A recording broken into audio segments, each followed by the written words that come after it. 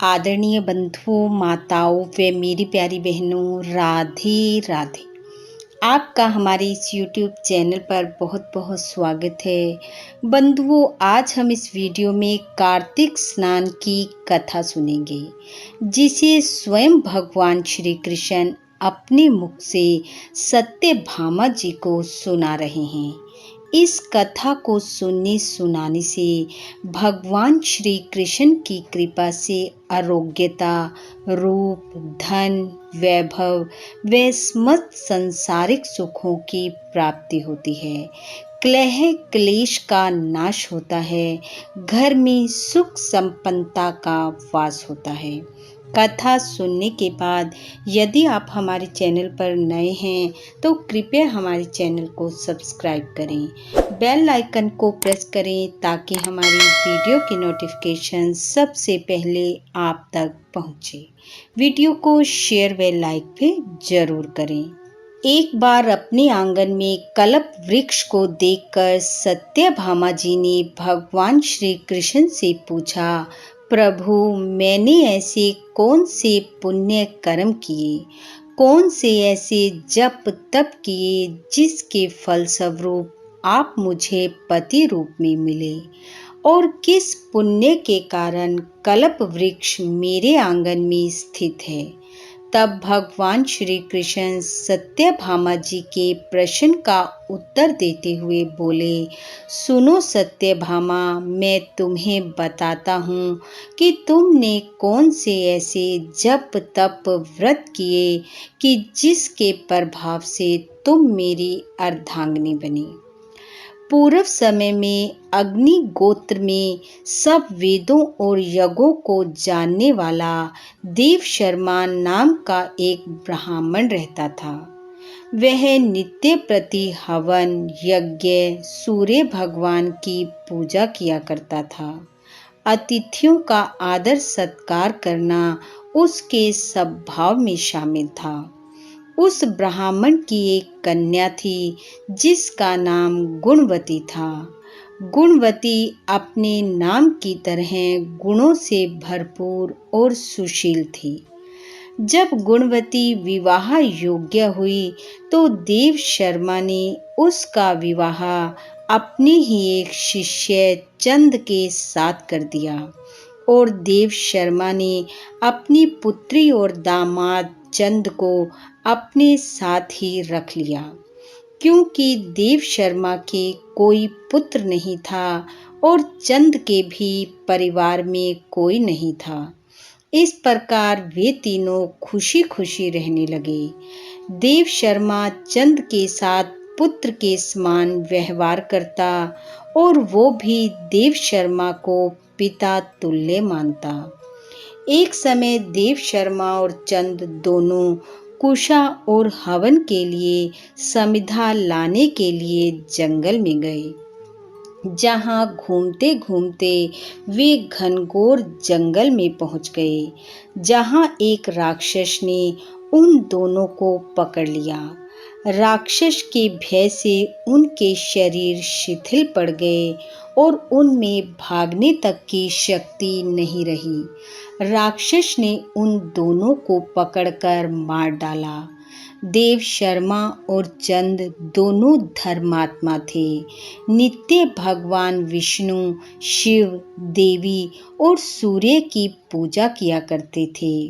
इसलिए मरने के उपरांत भगवान के पार्षद उन्हें विष्णु लोक को ले गए। जब गुणवती को पता चला कि राक्षस ने उसके पति और पिता को मार डाला है, तो वह कुर्री पक्षी की भांति विलाप करने लगी और अचेतन होकर पृथ्वी पर गिर पड़ी। काफी समय बाद जब उसे होश आया तो विलाप करते हुए उसने घर की वस्तुएं बेचकर धन का जुगाड़ किया और फिर अपने पति और पिता की पारलौकिक क्रिया की। अब उसके जीवन में कुछ भी शेष नहीं बचा था। अपने आप को संभालते हुए गुणवती उसी नगरी में रहकर भगवान विष्णु की भक्ति में लग गई और वह जीवन भर एकादशी व्रत और कार्तिक माह के व्रत करती रही, जो कि भगवान को अत्यंत प्यारे हैं, पुत्र और संपत्ति को देने वाले हैं, जिन्हें करने से भोग और मोक्ष की प्राप्ति होती है। इस तरह गुणवती भगवान विष्णु की भक्ति में तत्पर होकर प्रत्येक एकादशी और प्रत्येक वर्ष कार्तिक व्रत रखती, भगवान का पूजन करती, तुलसी का पूजन करती, भगवान के मंदिर में तुलसी जी को लगाती, उसे सींचती, दिया जलाती। ऐसे समय बीतता गया और गुणवती वृद्ध अवस्था को प्राप्त हो गई। एक दिन वह कार्तिक माह में ज्वर से पीड़ित अवस्था में गंगा जी में स्नान करने चली गई। जैसे ही गुणवती गंगा में उतरी, प्राण उसके शरीर से निकल गए। तभी आकाश से एक विमान उतरा, जिसमें स्वयं चतुर्भुजधारी भगवान विष्णु विराजमान थे। उसे अपने साथ वैकुंठ लोक को ले गए। इस प्रकार गुणवती कार्तिक व्रत के प्रभाव से विष्णु लोक को प्राप्त हुई। भगवान श्री कृष्ण सत्यभामा को बताते हुए कहते हैं कि हे सत्यभामा, तुम वही गुणवती हो जिसने आयु भर कार्तिक व्रत किए, जिसके प्रभाव से जब मैं पृथ्वी पर कृष्ण रूप में आया तो तुम अपने उन्हीं पुण्यों के प्रभाव से मेरी प्रिय बनी। तुमने उस समय मेरे मंदिर में जो तुलसी का रोपण किया था, तुलसी पूजा की थी, उसके प्रभाव से ये कल्प वृक्ष तुम्हारे आंगन में लहलहा रहा है। और कार्तिक माह में जो तुमने दीप दान किए थे, उसके प्रभाव से तुम्हारी देह रूपवान और कांतिवान है। घर में लक्ष्मी जी का निवास है। भगवान श्री कृष्ण बोले, हे सत्यभामा, तुमने उस जन्म में जो एकादशी और कार्तिक के व्रत नियम से पति स्वरूप भगवान को अर्पण किए थे, उसी के प्रभाव से तुम मेरी प्रिय पत्नी बनी।